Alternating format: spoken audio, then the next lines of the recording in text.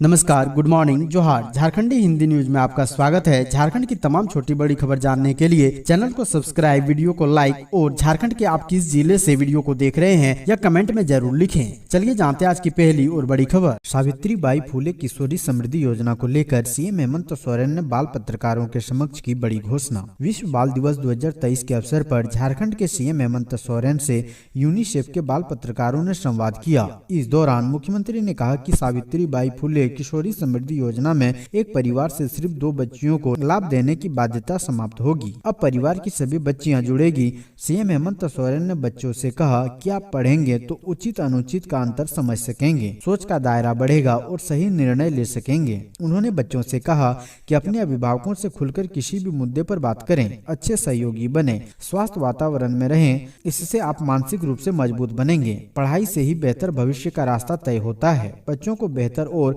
गुणवत्ता युक्त शिक्षा देने के लिए सरकार प्रतिबद्ध है। उन्होंने कहा कि बच्चों के ओवरऑल डेवलपमेंट के लिए पढ़ाई के साथ खेलकूद और अन्य क्रिएटिविटी भी जरूरी है।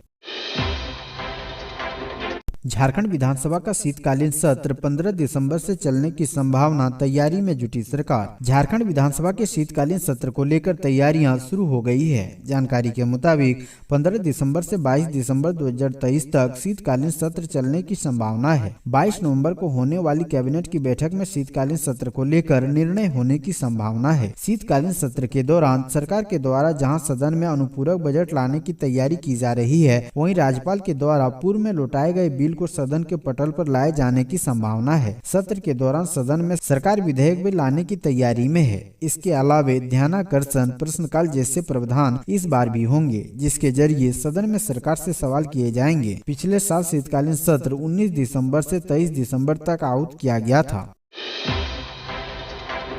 सरायकेला में स्कूटी सवार दंपति को वाहन ने कुचला, महिला की मौत। भाजपा नेता ने प्रशासन पर लगाए ये आरोप। सरायकेला खरसावां जिले में आदित्यपुर थाना क्षेत्र अंतर्गत टाटा कांड्रा मेन रोड पर केंदू गाछ मोड़ के पास अज्ञात वाहन की चपेट में स्कूटी सवार दंपति आ गए, जिसमें पीछे बैठी महिला की मौत हो गई। वहीं स्कूटी चला रहा व्यक्ति गंभीर रूप से घायल हो गया। प्राप्त जानकारी के अनुसार टाटा कांड्रा मेन रोड पर केंदू गाछ मोड़ के पास सनराइज इनक्लेव निवासी शरण तिर्की स्कूटी पर सवार होकर जा रहे थे। अज्ञात वाहन ने उन्हें जोरदार ठोकर मार दी। इस दुर्घटना में स्कूटी चला रहे शरण तिर्की गंभीर रूप से घायल हुए। वहीं पीछे बैठी उनकी पत्नी की मौके पर ही मौत हो गई। घटना के बाद आक्रोशित लोगों ने सड़क पर जबरदस्त विरोध प्रदर्शन किया। भाजपा अध्यक्ष बाबूलाल मरांडी ने हेमंत सरकार पर लिखी कविता, अपराधियों को एतबार है, जनता बोले भ्रष्टाचारी हेमंत सरकार है। झारखंड भाजपा के अध्यक्ष बाबूलाल मरांडी ने हेमंत सोरेन पर सोशल मीडिया हैंडल एक्स के माध्यम से हमला बोलते हुए कविता पोस्ट किया है। बाबूलाल मरांडी ने अपने सोशल मीडिया हैंडल एक्स पर यह लिखा है, अपराधियों को एतबार है लेकिन जनता बोले भ्रष्टाचारी हेमंत सरकार है की टाइटल से इसे पोस्ट किया गया है। आपको बता दें कि भाजपा और भाजपा के प्रदेश अध्यक्ष बाबूलाल मरांडी हेमंत सरकार पर लगातार हमलावर रहते हैं। राज्य में बिगड़ी कानून व्यवस्था, साथ ही जिस तरीके से जमीन को लेकर के विवाद और खनन घोटाले में फंसे सरकार के लोग ईडी की जांच की जद में है, उसे लेकर बाबूलाल मरांडी लगातार हेमंत सरकार पर हमला बोलते रहते हैं। इससे पहले भी कई बार हेमंत को लेकर उन्होंने यह कहा है, जो लोग दोषी उनको बचाने की कोशिश हेमंत करेंगे तो जेल का एक सेल आपका लगातार इंतजार कर रहा है। ऐसे कई आरोप मरांडी अपने सोशल मीडिया हैंडल एक्स के माध्यम से लगाते रहे हैं।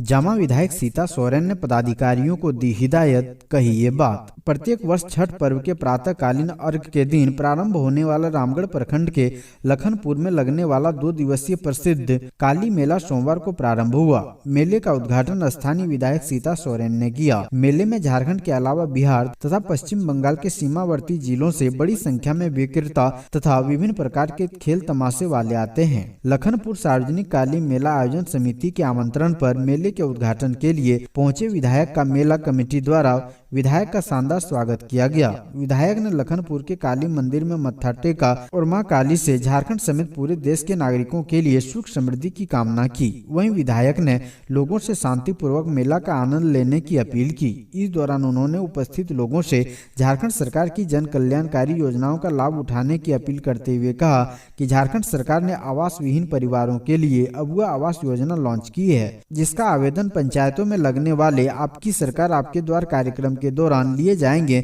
जिन पात्र व्यक्तियों को सार्वजनिक पेंशन योजना का लाभ अभी तक नहीं मिला है, वैसे व्यक्ति भी अपना आवेदन शिविर के माध्यम से दे सकते हैं। वहीं जामा विधायक ने कहा कि यदि कोई पदाधिकारी आपकी नहीं सुनते हैं तो सीधे मुझसे संपर्क करें। हज कमेटी की बैठक में इरफान अंसारी ने दिया भरोसा, कहा झारखंड हज हाउस को बेहतर बनाने के लिए करते रहेंगे काम। हज कमेटी की बैठक में विभिन्न समस्याओं पर चर्चा की गई और समस्याओं के निदान के लिए मंत्रणा की गई। इस दौरान हज हाउस कमेटी के अध्यक्ष इरफान अंसारी ने कहा कि अल्पसंख्यकों की समस्याओं के समाधान की दिशा में शीघ्र पहल की जाएगी और झारखंड हज हाउस को और बेहतर बनाया जाएगा। इस मौके पर हज कमेटी के अध्यक्ष जामताड़ा विधायक इरफान अंसारी ने कहा कि पिछले 3 वर्षों से वह हज कमेटी के सदस्य हैं। उन्हें जो जिम्मेदारी मिली है उसे उन्होंने निभाने का प्रयास किया है। विधायक ने कहा कि 3 साल का कार्यकाल भले ही समाप्त होने वाला है, लेकिन आने वाले दिनों में वह हज हाउस के कल्याण के लिए सरकार के समक्ष आवाज उठाते रहेंगे।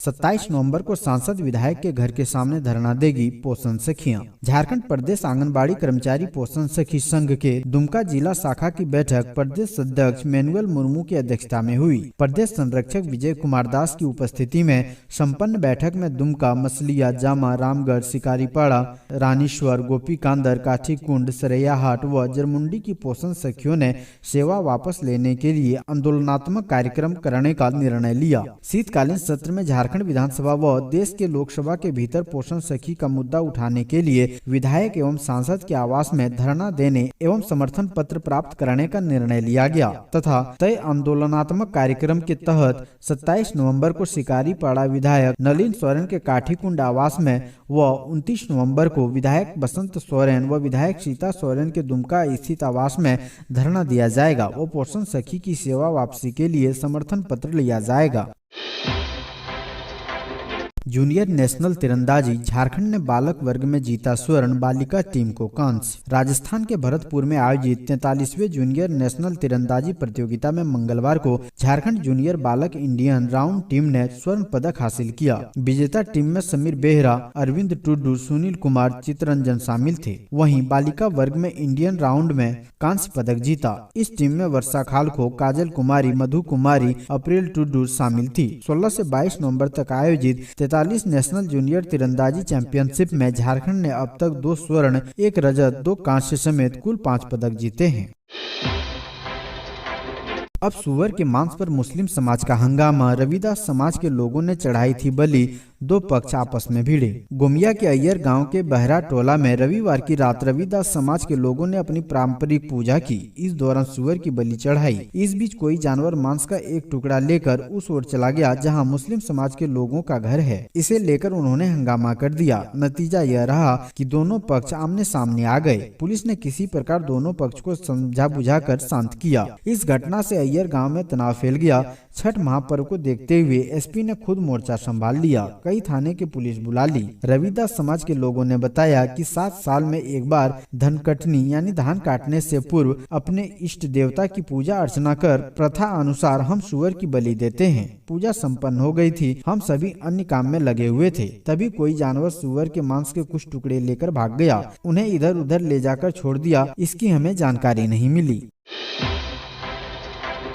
झारखंड विधानसभा का स्थापना दिवस आज। राज्यपाल स्थापना दिवस कार्यक्रम का करेंगे उद्घाटन। सीएम हेमंत सोरेन होंगे मुख्य अतिथि। झारखंड विधानसभा का स्थापना दिवस 22 नवंबर को है। 2 दिनों तक चलने वाले कार्यक्रम को लेकर विधानसभा की ओर से इसकी पूरी तैयारी कर ली गई है। 23 नवंबर की शाम 6 बजे सांस्कृतिक कार्यक्रम का भी आयोजन किया गया है। कार्यक्रम की शुरुआत स्थानीय कलाकारों के लोक गायन और संगीत से होगी। कार्यक्रम में सिंगर जावेद अली लोगों को अपने गीतों पर झुमाएंगे। वहीं गजल गायक कुमार सत्यम के गजलों का भी लोग लुत्फ उठाएंगे। 22 नवंबर को राज्य स्थापना दिवस कार्यक्रम का उद्घाटन राज्यपाल सीपी राधाकृष्णन करेंगे। वहीं मुख्यमंत्री हेमंत सोरेन कार्यक्रम में मुख्य अतिथि के तौर पर रहेंगे।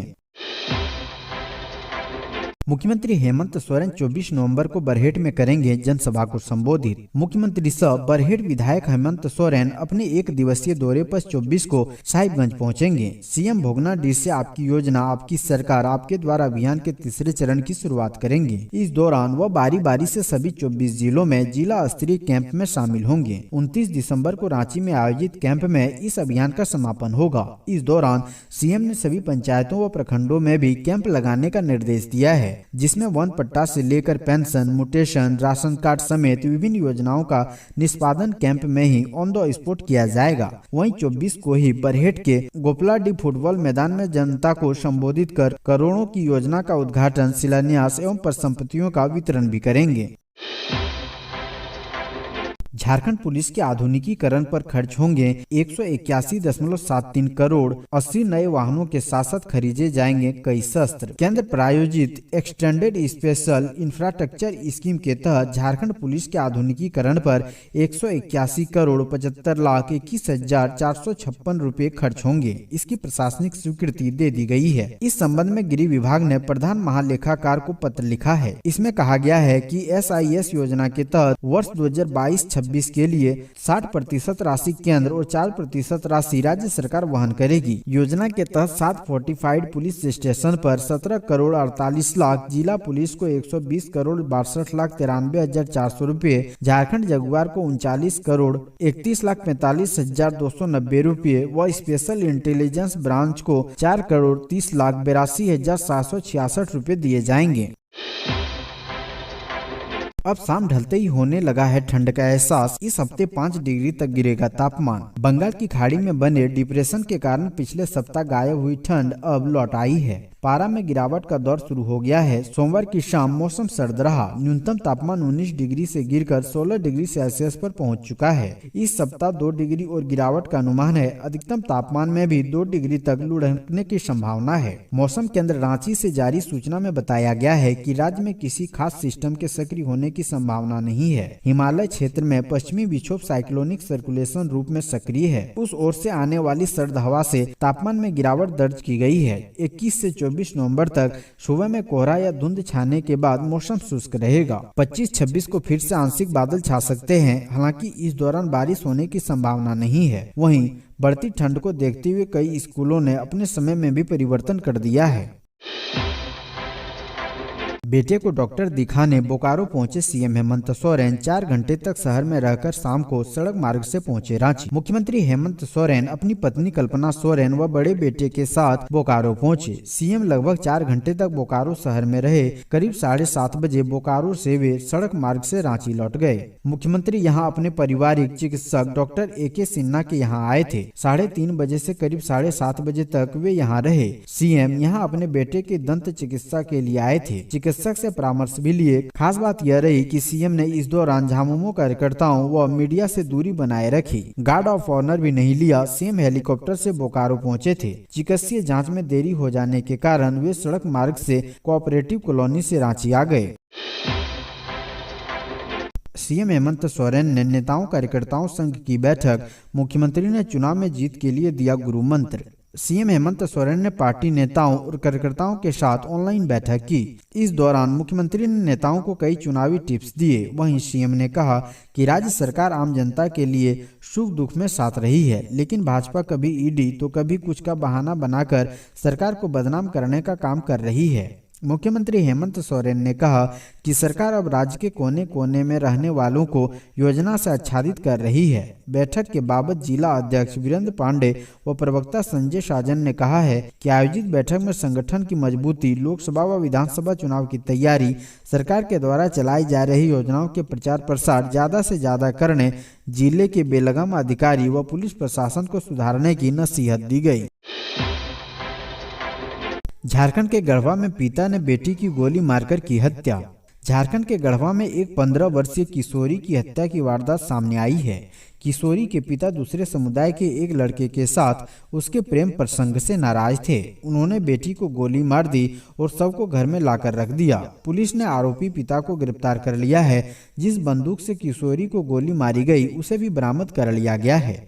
वारदात रंका थाना क्षेत्र के नगारी गांव की है। बताया गया कि सोमवार की रात करीब 8 बजे किशोरी अपने प्रेमी से मिलने निकली थी। इस बीच उसके पिता संजय सिंह को यह बात पता चली तो वह बंदूक लेकर बेटी की तलाश में निकले। घर से थोड़ी दूर पर किशोरी अपने बॉयफ्रेंड के साथ बात कर रही थी। संजय सिंह ने उन्हें देखते ही बंदूक से गोली चलाई जो उनकी ही बेटी को लगी। उसने मौके पर ही दम तोड़ दिया। दूसरी तरफ लड़का मौके से भाग खड़ा हुआ। इसके बाद वह बेटी के शव को घर ले आए। वारदात को छिपाने की कोशिश हो रही थी, लेकिन भनक लगते ही पुलिस ने छापेमारी की और आरोपी संजय सिंह को गिरफ्तार कर लिया।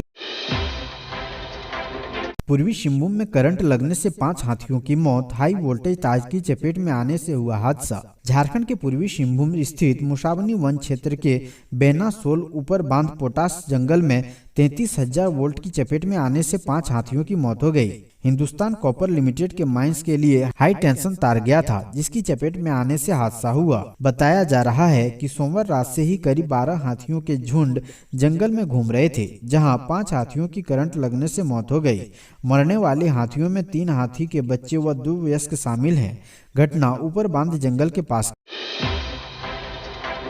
झारखंड में आईएएस की कमी होगी दूर, दिसंबर में मिलेंगे 11 अफसर। झारखंड में आईएएस अफसरों की कमी दूर होगी। दिसंबर तक राज्य प्रशासनिक सेवा से 11 अफसरों को आईएएस संवर्ग में प्रोन्नति दी जाएगी। इसके लिए यूपीएससी को 33 नाम भेजे गए थे। नियमतः एक पद के विरुद्ध 3 नाम भेजने का प्रावधान है। इससे लेकर यूपीएससी की बैठक 20 नवंबर को हुई, जिसमें चीफ सेक्रेटरी सुखदेव सिंह ने भी हिस्सा लिया। जिन अफसरों को आईएएस संवर्ग में प्रोन्नति दी जानी है वे बीपीएससी 38वीं बैच के अफसर हैं।